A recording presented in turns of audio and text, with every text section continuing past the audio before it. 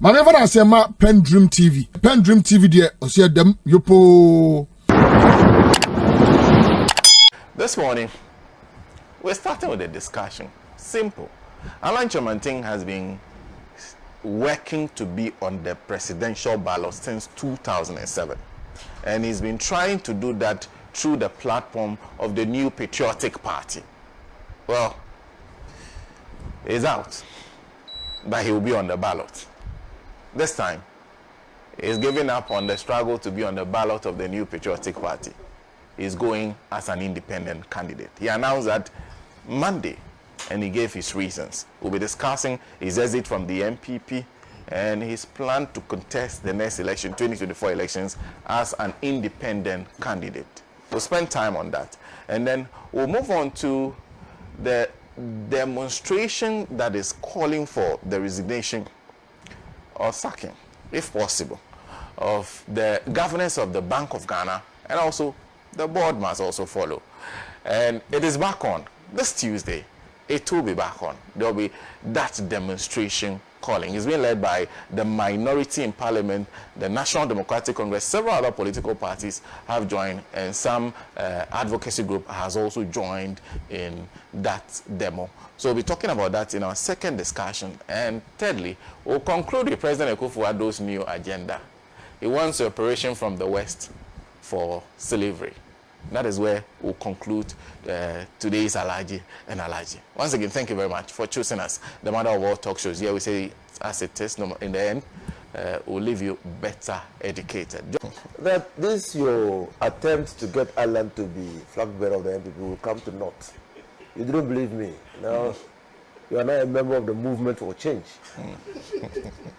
And my good friend, Dansu, KOD, your self. I've said this elsewhere. The Alan's exit from the NPP can be spoken of in chapters. Chapter 1 starts somewhere in 2017 when he made, on hindsight, the fatal decision not to contest Nana Akufo-Addo for the runoff. That's the chapter 1. That's 2007. 2007. And then he said, well, age is on my side, and so I will bid my time. It was a fatal decision. Then that concession gave Nana Akufo-Addo an idea of how to treat Alan. He was a person, very malleable person, so he could be treated anyhow. Now, but chapter 1 of Alan's exit from the NPP will play back again in around chapter 4. Now, then you have Nana Akufo-Addo becomes president. Alan is made minister for trade and industries. And Alan, in his own words, says despite the difficulties that he encountered as trade minister, he was able to deliver on his mandate. These are his words. What difficulties? Budgetary constraints. Why budgetary constraints? Because when Nana Akufo-Addo became president, he knew that in the 2023 presidential elections, Alan will play a part. Now, and so, even though he was on the face of it, we lawyers say prima facie, on the face of it, Alan was seen to be part of the team. Behind the scenes, Alan was being, in the words that we use in Legon, narrowed out of the system. He was narrowed out of the system. But his resilience and perseverance got him to continue to work. NPP declares, that's chapter 3, NPP declares presidential primaries open. Alan and 10 and 9 others participate. And from the beginning of the process to 24th, was it 24th? 26th of August, you could see clearly that there was an establishment candidate. And Nana Akufo-Addo was then behaving and still behaving and will continue to behave like an Emperor Bukasa. He has a preferred candidate and is prepared to foist that candidate on the NPP. Alan says that the outcome, the preparations and outcome of the 26th August elections were strategically and tactically skewed in favor of one particular candidate. We see the bastardization of the system before and after, the process, before and after the primaries. Now, where the 9 candidates out of the 10 have said that they have reasons to believe that the integrity of the process will be enhanced and the acceptability of the process and outcome could be vouched for if the process was held at one venue. 9 out of 10, and for the first time, minority carried the day. The minority candidate of 1 refused to go with the 9, and the ruling of the presidential committee on the presidential primaries of the NPP ruled in favor of the single candidate. Now we see after the process, and that led to the resignation of Bwacha. After the process, so he's an asterisk. It's not relevant to what we are saying now, but he is important for for the purposes of a footnote. You see, the Bwacha, he had tied with Adainimo. And what did the presidential committee say?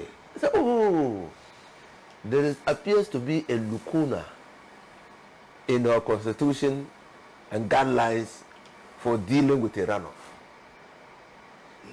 That explanation was not only ridiculous, because why did you amend your constitution to allow for selection in the case where the candidates are many? And why do you think that the people who will be choosing or selecting the 5 will choose them in such a way that 2 candidates cannot tie? That you fail, refuse, or neglect to make rules for such an eventuality, if that's okay. But to be honest with you, as a lawyer, I don't think that they were stupid. They knew exactly, and that's again the complaint of Alan, and that's the complaint of Bwacha. They knew exactly what they were doing. They were playing a rule. According to the rules, they had a rule book. The rule book was do everything to ensure that all other candidates remain irrelevant to the process. So they said, well, 980 or about that number delegates, which we call super delegates, congregated in the various regions and the Greater Accra regional headquarters of the party to choose or to select the 5. But for the tie, for breaking the tie, only 13.1% of the people will do that. 13.1% of the people, of the 900 and about 80 will break the tie. Why? Because in their view, the tie breaking was not going to affect whatever they were going to do to select or anoint their, and so they considered it as a useless waste of time.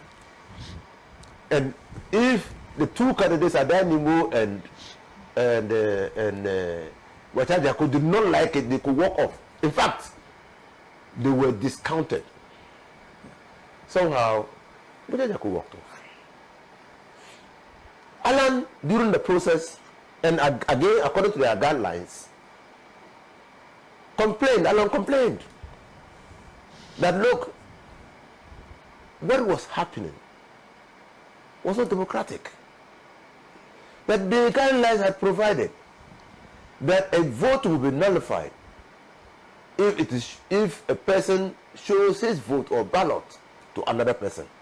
That is, if you disclose how you have voted, that goes to the root of secret balloting and the manifestation of the desires of the people. The only reason why a person will vote and show his vote to another person is to ensure that what we have predetermined manifests itself.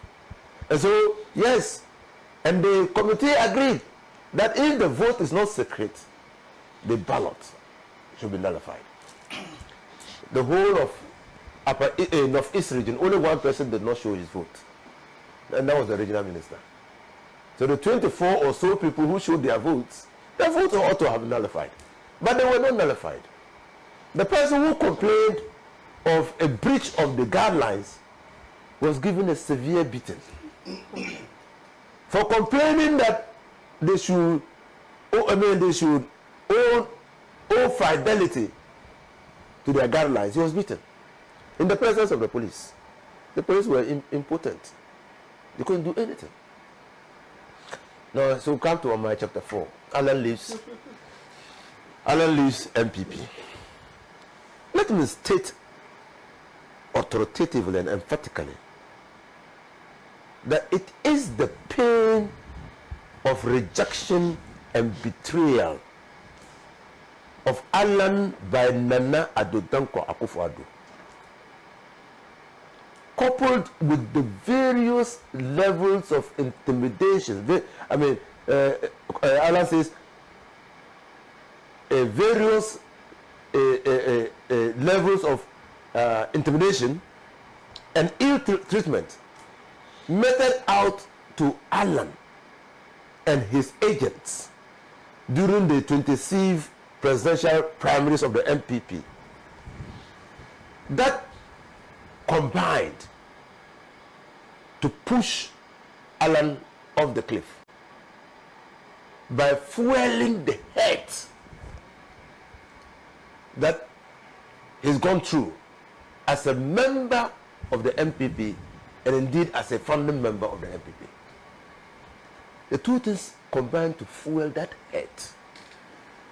But how do you explain that me as a person who saw the larger good of the party, who wanted the unity of the party, or who sacrificed his political ambitions for you, Nana Kufuor, to emerge as flag bearer, and who went out of his way to campaign for you in the Ashanti region? How do you expect that Alan can be treated that way? Does he deserve that treatment? In fact, as an NDC, I say it serves Alan well. I said it on, someone will say I said it. On your platform. That the tardiness of Alan was being seen as his weakness. And I told someone. Because you had presidential ambitions. You were working with a government which was messing up the economy on a daily basis. In fact, by my account, every day, Nana Kufuor and his government messed up the economy 5 times in a single day. Every day, 5 times, they will mess up in other areas. To safeguard your presidential ambitions, Alan should not have been part of the second government of the Nana Kufuor. To have resigned and started pursuing his political ambitions. No. He decided to stay with Nana Kufuor and decided to be part of the mess. He also perpetuated the mess on us. I know he's a fine gentleman. I, as the longest serving member of the Trade Committee of the Ghana's Parliament in the history of the Fourth Republic, when I came to Parliament in 2006 and left in 2020, I've always been on the Trade Committee. And so Alan under Kufuor, Minister of Trade, and Alan under Kufuor, Minister of Trade, I was part of his committee. We exercised supervisory duty, so I know him. But to stay that long in an utterly incompetent government like that of the Nana Kufuor actually throws some of the mud of misgovernance onto you. Alan now pursues his dream. He says he's going for a change. I think that his movement for change is important to the extent that it shows that he's terribly disappointed in what is happening, with what is happening in the NPP.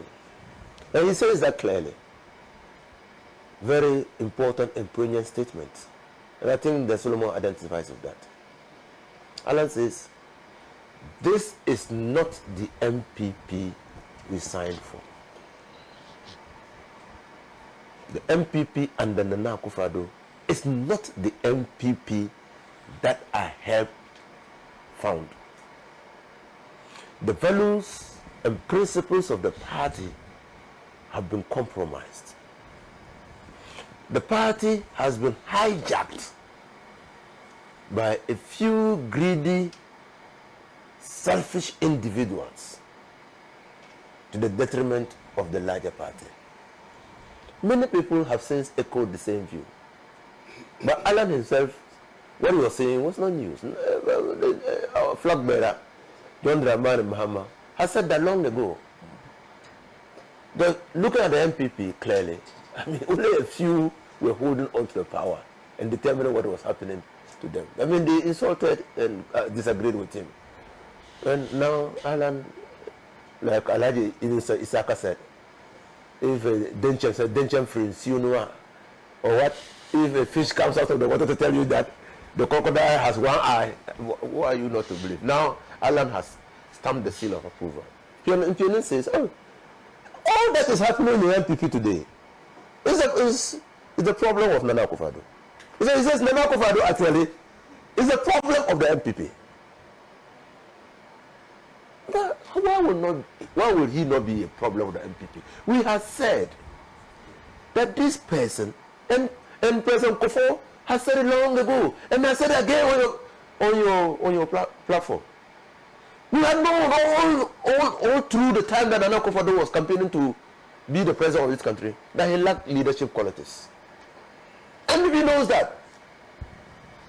What they didn't know was that if given the opportunity to lead the country, Nana Akufo-Addo could be a disaster. That's what they didn't know.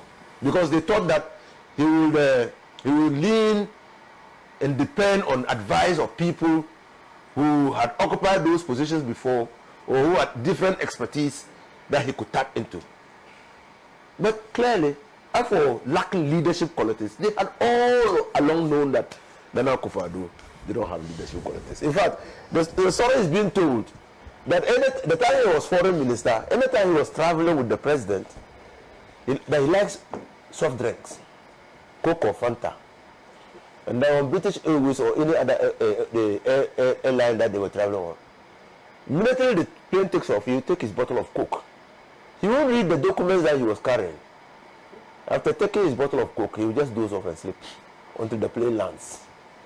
And that was a tremendous, this one, I was privileged to be told by a very leading member of their party. And that was the problem of Nana Akufo-Addo, Kufuor with Nana Akufo-Addo. Why he will not stay awake and look at his documents, but rather just drift off to sleep any time that they were traveling together. But well, a disaster he has become. And we have to live with that disaster until the 7th of January or 7th of December when we will vote the MPP out, and 7th of January when we will swear in a new president to reset this Ghana and restore, integrity of the systems and also promote the prosperity of the country. Alan, whether he will make an impact or not, in fact, when you look at the way the trajectory of developments under the 4th Republican Constitution and the impact of independent candidates in the 4th Republic in Ghana, there appear not to be a place for independent candidates. But Alan is the new phenomenon within the NPP. Alan, when he was giving his resignation speech, did not address NDC. He did not address Ghanaians. He was directly appealing to the NPP, to the point where he said that, you see, if you are an NPP person and you go to the ballot box, vote the NPP parliamentary candidate and vote me as independent president. So clearly, Alan knows, and we know, what that means within. If you have illusions whether MPP is breaking apart, all you need to do is to look critically at the fault lines that are developing within the NPP. Now, we have always known that the Achims and the Ashantis, or some of the Ashantis, do not actually agree on many things. And the Achims are being accused of having hijacked the party and taken to Ochiman. We have known that. The disagreement actually has built around President Kufuor and Nana Akufo-Addo. Again, it's there. That picture that is there. 3, we have known that the government of Nana Akufo-Addo has always consciously and deliberately worked to exclude people who are closer to Kufuor from key positions within his government. We have always known that. I mean, by his president, under Article 58 of the Constitution, he can do as he pleases, provided it's in accordance with the law. So we have not said anything. But what all that is playing out presently is a realignment within the NPP. Those who are resigning and offering to help Alan in his bid to be an independent, watch them closely. Their key motivator and admirer is President Kufuor. Watch them closely. All those people who have, it's President Kufuor. So you see the fixture, you see the crack, you see evidence of some level of disarray within the NPP. And we wish them well. We have said our strategy has not changed. We as NDC, our strategy towards 2024 elections has not changed. The tactics that we'll use will only take account of the new development in our country and subsequent developments that will come.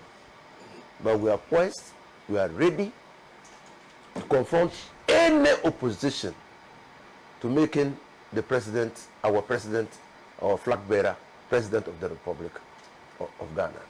Because we know that experimentation sometimes can be irredeemably bad. And that is evidence of the experiment we took on Nana Akufo-Addo. We don't want another experiment. We don't. Because he said, try me. Experiment with me. Who's someone here? When we said he was going around begging, he said, well, if begging will give him the presidency, he will continue to beg. When John Dramani Mahama said, when he and Bawumia organized press conferences and fora to criticize John Mohammed's administration of the country, and John Mohammed replied that, well, if Kufuor or Rawlings was criticizing him, he will listen. Because these people had no iota of experience of how to rule or manage a country. Ghanaians descended on Mama for saying that. On one side, President Mama was dead right. Was dead right. But because Ghanaians had made up their mind, and there was the change agenda, anything that he said, even if it made sense, It descended on him.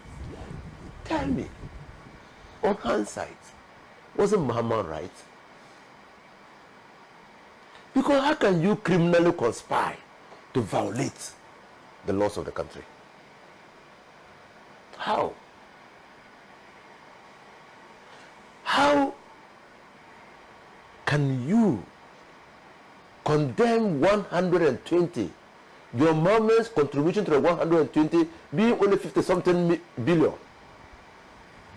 How, and you condemn and you make a pronouncement that if borrowing is the only activity of government, then your 16-year-old son can be the president of the country. How can you explain it off? That when given the mandate, you borrow 400 billion in addition to the 480 actually, in addition to the 120. How can you explain? How can you explain? It undermines the trust and confidence that the people of this country have in politicians. My concluded remarks. I think that Nana Kufuor and his government have been very big on talk, but little on performance. And Alan should not have been part of this assessment long before now. The fact that he stayed up to the dying days of, or up to the point that the presidential primaries was open for contest, he had whittled away any sympathy or chance he had of leading this country. We wish him well, but he's part of the fodder. For us in NDC, he's in our way, and then we'll clear him. Sure. Thank you. Thank you, Alhaji Mr. Hussaini, for setting the stage. I will jump to Solomon Owusu on the agenda for change, what the butterfly effect will actually achieve.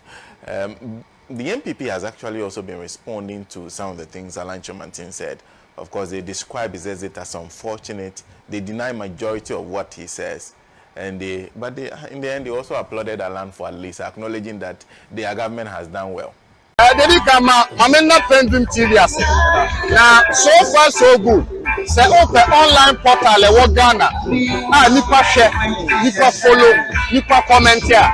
To my best of knowledge, without any biases, PENDREAM TV.